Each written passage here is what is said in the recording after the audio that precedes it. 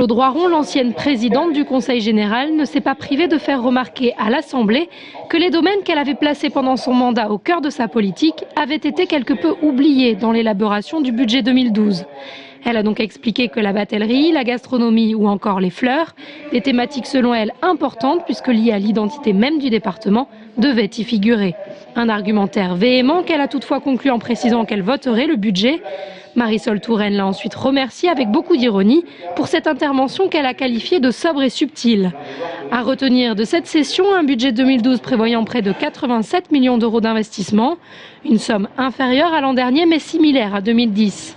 Parmi les priorités, le social bien sûr, avec un budget global de près de 248 millions d'euros, destiné en premier lieu aux handicapés, aux personnes âgées et à la petite enfance. Les infrastructures arrivent juste derrière avec 30 millions d'euros, suivi des collèges représentant 27 millions d'euros. Si l'opposition rejoint la majorité sur l'importance à donner au social en temps de crise, elle regrette néanmoins que les collèges ne bénéficient pas d'un budget plus important. On nous annonce 11 ou 12 millions, on espère les avoir, mais effectivement, la précédente majorité engageait tous les ans une moyenne de 15 millions d'euros d'investissement dans les collèges. Du côté de la majorité, on se veut avant tout réaliste. Nous tenons à prendre en importance tout ce qu'est l'éducation, la jeunesse, l'égalité des chances. Donc ça se traduit par un budget qui est un budget volontariste, qui est un budget ambitieux, mais qui est un budget qui respecte nos engagements qui seront réalisés.